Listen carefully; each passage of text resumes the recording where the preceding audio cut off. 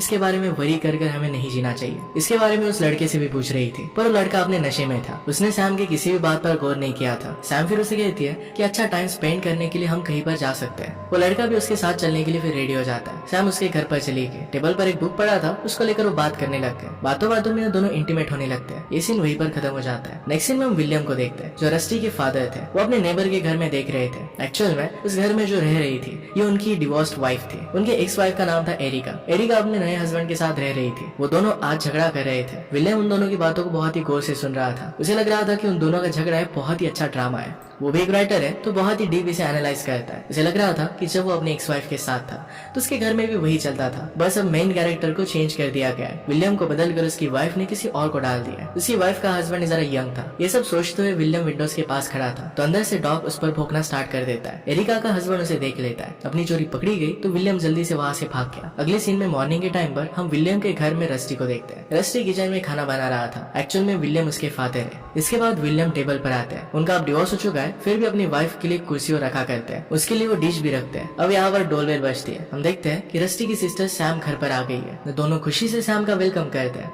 Table पर सब लोग खाना खाने के लिए बैठे। रस्टी और विलियम के बीच में कुछ बात चल रही थी, पर सैम से अपनी एक्साइटमेंट कंट्रोल नहीं होती। वो उन्हें गुड न्यूज देती है कि उसकी बुक अब पब्लिश होने वाली है। सब लोग इस बात से बहुत खुश हो गए। विलियम भी बहुत बड़े राइटर थे और उन्हें अपनी बेटी पर नाज था। उससे पूछते कि तुम्हारी बुक के पब्लिशर कौन है। सैम बताती है कि स्क्राइबनर एक बहुत ही बड़ी पब्लिशिंग कंपनी थी। विलियम इस बात से बहुत खुश हो जाता है। इस मोमेंट को सेलिब्रेट करने की बात कहते हैं। रस्टी को पब्लिशर अच्छा नहीं लगता था। सैम उसे कहती है कि तुम्हें कोई उनसे ऑफर आया है। इस बात से रस्टी चिढ़ जाता है और कहता है कि मैं तुमसे कभी भी जेलस फील नहीं करता, मैं सिर्फ अपने ओपिनियन दे रहा था। दोनों की बातों को काटते हुए विलियम कहते हैं कि बहुत ही खुशी की बात है, हमें इसे सेलिब्रेट करना चाहिए। हम सबके हॉलीडेज भी चल रहे हैं तो हमें जरा एंजॉय करना चाहिए। रस्टी फिर अपनी सिस्टर को कांग्रेचुलेट करता है। विलियम कहता है कि पब्लिशिंग के लोगों को मैं ऑलरेडी जानता हूँ, उनसे फिर से मिलकर मुझे बहुत अच्छा लगेगा। सैम कहती है कि मैंने जब बुक को सबमिट किया था तो मेरा एक्चुअल नेम यूज नहीं किया था। वो नहीं चाहती थी कि उसके फादर की वजह से उसे कोई अपॉर्चुनिटी मिले।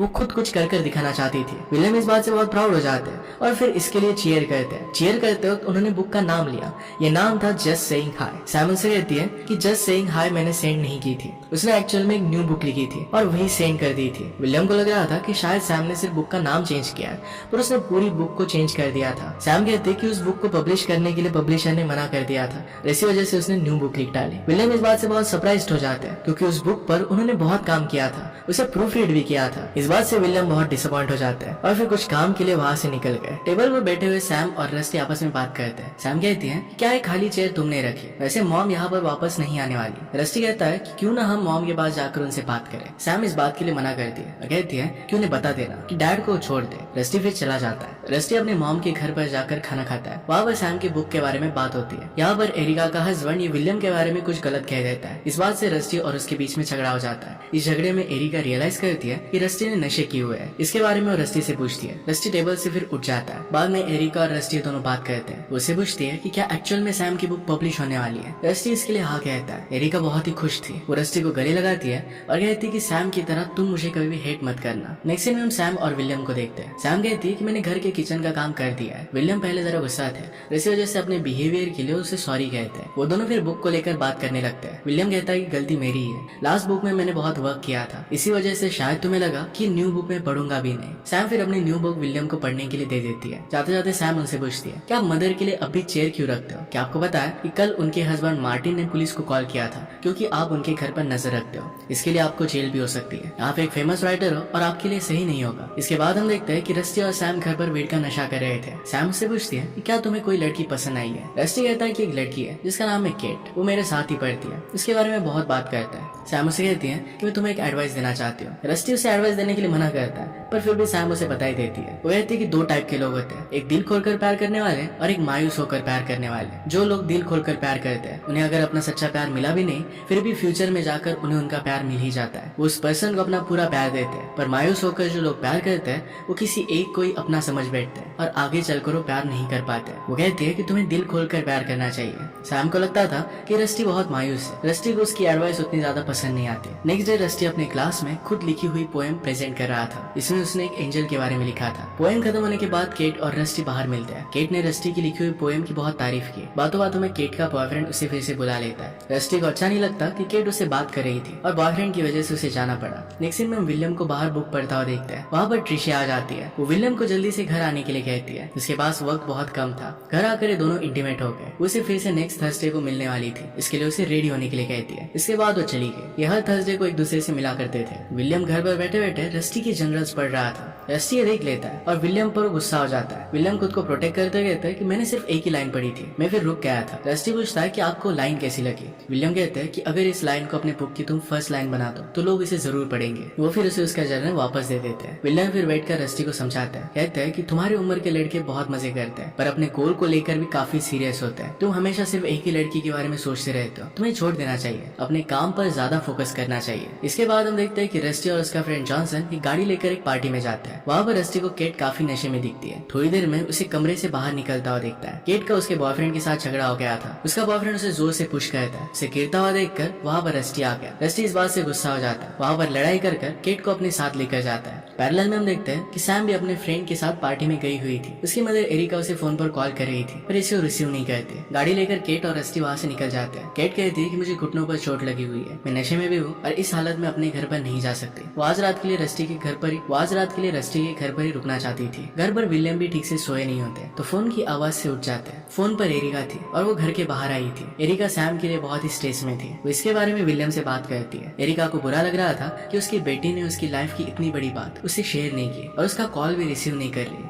जिस तरीके से विलियम बिहेव करता है, इस बिहेवियर से भी एरिका बहुत परेशान थी और शायद इसी वजह से सैम उसे नफरत करने लग गई है। एरिका और विलियम में उनके रिलेशनशिप के बारे में बातचीत होती है। उसे कहती है कि तुम्हें अपनी लाइफ में आगे बढ़ जाना चाहिए। विलियम कहता है कि तुम्हारा और मार्टिन का झगड़ा हुआ था, ये बात मैंने नोटिस की थी। एरिका इस बात से गुस्सा होकर वहाँ से चली जाती है। नेक्स्ट सीन में हम सैम को पार्टी में देखते हैं। उसे लुइस मिलने के लिए आया। लुइस सैम से फ्लर्ट कर रहा था। कह रहा था तुम्हारा फ्रेंड बहुत बुरा है, तुम्हें उसके पास नहीं जाना चाहिए। सैम उसकी बातों को इग्नोर कर रही थी पर उसे पता चलता है कि लुइस भी उसी के क्लास में पढ़ता है। उसने उसे कभी भी नोटिस नहीं किया था। लुइस को ये भी पता था कि सैम की बुक अब पब्लिश होने वाली है। सैम फिर वहाँ से चली जाती है। दूसरी तरफ रस्टी जल्दी बर्फ लेकर आता है। केट को अपने घुटनों पर लगाने के लिए कहता है। तभी वहाँ पर विलियम आ गया और पूछता है कि केट को क्या हुआ, ये चोट उसे कैसे लगी। केट ही उन्हें सब कुछ बताती है। विलियम कहते हैं कि रस्टी हमेशा मुझे तुम्हारे बारे में बताते रहता है। ये कहकर वहाँ से चले गए। केट रस्टी से कहती तुम्हारे फादर बहुत अच्छे हैं। रस्टी भी कहता है कि वो बहुत अच्छे पर्सन है, इसी के साथ अच्छे राइटर भी है। केट को सैम के कपड़े दे देता है ताकि वो चेंज कर ले। वो दोनों बात कर रहे थे। बातों बातों में केट रस्टी से पूछ लेती है कि स्कूल में तुमने जो पोएम लिखी थी उसमें एक परी का जिक्र था,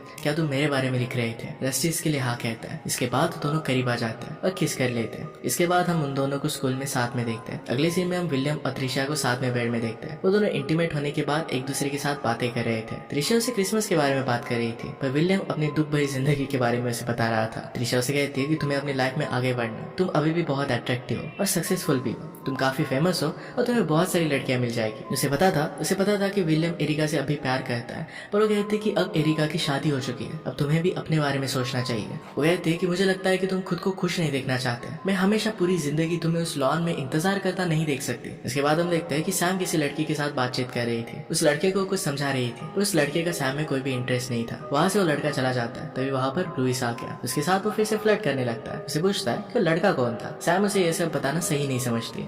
लुइस उसे कहता है कि क्यों ना तुम मेरे साथ कॉफी के लिए आओ। इसके बाद कॉफी पीते हुए अपने फेवरेट बुक्स पर वो दोनों डिस्कस करते हैं। लुइस अपनी फेवरेट बुक बताता है। ये सब डिस्कशन होने के बाद सैम वहाँ से उठकर चली जाती है। दूसरी तरफ केट रस्टी के घर पर आती है उसे क्रिसमस के लिए विश करने के लिए। वो रस्टी को कहती है कि अब तक मैं किसी के साथ भी इंटीमेट नहीं हुई हूँ। इसके बाद वो दोनों करीब आ गए और इंटीमेट हो गए। नेक्स्ट सीन में हम सैम को गाड़ी में लुइस का पीछा करते हुए देखते हैं। लुइस की मॉम काफी बीमार थी। लुइस उनके पास बैठकर उन्हें बुक पढ़ा रहा था। ये सब सैम दरवाजे से देख रही थी। लुइस की मॉम ने उसे नोटिस किया। नेक्स्ट सीन में एरिका और विलियम एक जगह पर मिले। एक्चुअल में विलियम सैम के लिए लैपटॉप लेने के लिए आया था। वो दोनों मिलकर फिर बात करने लगते हैं। विलियम खुद पर डाउट कर रहा था। कहता है कि मैं कभी भी एक अच्छा राइटर नहीं था, सिर्फ अच्छा रीराइट कर सकता था। एरिका कहती है कि ऐसा कुछ भी नहीं है, तुम हमेशा से एक बहुत ही अच्छे राइटर हो, तुम्हें मेरे पीछे अपना टाइम बर्बाद नहीं करना चाहिए, तुम्हें अच्छे से राइट करना चाहिए। दोनों फिर एक दूसरे से जुदा होते वक्त अपने अपनी यादों के बारे में बात करते हैं। एरिका उसे मैरी क्रिसमस कहकर वहाँ से चली जाती है। नेक्स्ट सीन हम देखते हैं कि सैम को पता चल जाता है कि लुइस की मॉम को ब्रेन ट्यूमर है। सैम उसके घर पर कॉफी पीते हुए अपनी लिखी हुई बुक लुइस को देती है। लुइस कहता है कि मैं इसे जरूर पढ़ूंगा। नेक्स्ट सीन में विलियम और सैम को किचन में काम करता देखते हैं। वहाँ पर रस्टी भी आ जाता है। वो कहता है कि मैं केट से मिलने के लिए जा रहा हूँ। उसके लिए वो दोनों बहुत खुश थे। विलियम भी अब एक न्यू ईयर में अपनी जिंदगी की नई शुरुआत करने की बात करता है। सैम अपने फादर को आगे बढ़ते हुए देखकर बहुत खुश होती है। आगे हम देखते हैं कि रस्टी केट के घर पर पहुंचता है। इसके बाद नेक्स्ट सीन में लुइस और सैम में दोनों डेट पर जाते हैं। लुइस सैम से कहता है तुमने प्यार और शादी के बारे में अपने बुक में इस तरीके से क्यों लिखा है। सैम कहती है कि मैंने मेरी मदर को अपने फादर पर चीट करते हुए देखा था। वो किसी और के बहुत करीब थी। उनकी क्या बातें हो रही थी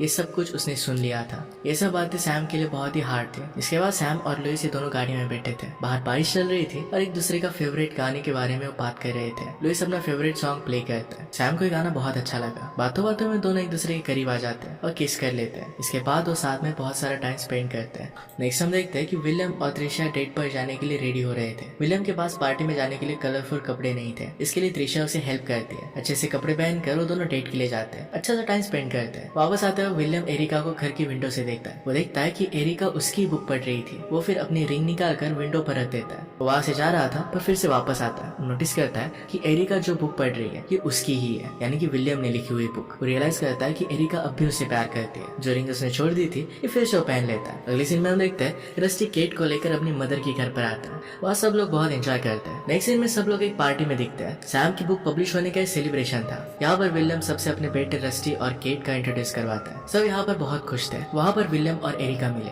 एरिका अब भी सैम से ठीक से बात नहीं कर पा रही थी। विलियम एरिका को समझाकर सैम के पास भेज देता है। सैम फिर से एरिका से अच्छे से बात नहीं करती। इस बात से एरिका का दिल टूट जाता है। यहाँ पर रस्टी केट को ढूंढ रहा था पर केट कहीं पर भी मिल नहीं रही थी। रस्टी का बहुत ज्यादा गुस्सा हो जाता है। सबको पता चल जाता है कि केट ड्रग्स लेती है। वो एक गस नाम के लड़के जो एक ड्रग डीलर था उसके साथ बाहर गई थी। गाड़ी में उसने ड्रग का ओवरडोज कर लिया था। उन्हें वैसे ही बेहोश हालत में मिल जाती है। इसके बाद उसे हॉस्पिटल में लेकर आते हैं। नेक्स्ट सीन में हम विलियम और सैम को घर के पीछे के लॉन में देखते हैं। विलियम सैम को लुइस के बारे में पूछ रहा था। तभी वहाँ से ट्रिशिया गुजरती है। विलियम फिर सैम को घर जाकर रस्टी को उठाने के लिए कहता है। सैम उन्हें कहती है कि मुझे आपके और ट्रिशिया के बारे में पता है। वो उनके लिए खुश थी और इसके बाद वो रस्टी के पास चली गई। बाद में रस्टी अपने फ्रेंड जेसन के साथ वेट के नशे कर रहा था। एक सुपरमार्केट में था और तभी वहाँ पर जेक उसे देख लेता है। जेक एक केट का एक्स बॉयफ्रेंड है। वो रस्टी पर बहुत ज्यादा गुस्सा था और उसे पकड़कर बहुत मारता है। इसके बाद रस्टी को केट का मैसेज आता है। उसने कहा कि वो रिहैब में जा रही है और इसी वजह से कुछ दिनों के लिए एक अलग शहर में वो रहेगी। रस्टी बहुत ही डिस्टर्ब हो चुका था। ये सब नोटिस कर विलियम रस्टी को कहता है कि तुम्हें अपने काम के बारे में सोचना चाहिए। रस्टी उनकी बात नहीं मान रहा था। तुम दोनों में झगड़ा हो जाता है। विलियम उसे कहते हैं कि तुम्हें अब घर में ही रहना, घर से बाहर मत निकलना। उस पर वो बहुत गुस्सा हो गए थे। इसके बाद नेक्स्ट सीन में विलियम और सैम ये दोनों बीच पर घूम रहे थे। एरिका के बारे में बात करते हुए विलियम कहता है कि एरिका का कोई भी फॉल्ट नहीं था। मैंने उस पर पहले चीट किया था और इसी वजह से वो किसी और के साथ है। ये सब सुनकर सैम को बहुत सैड लगता है। इसके बाद विलियम जाकर रस्टी को देखता है तो रस्टी अपना काम बहुत ही अच्छे से कर रहा था। अगले दिन सैम को लुइस का कॉल आता है। वो रोते रोते उसे कहता है कि उसकी मदर की डेथ हो चुकी है।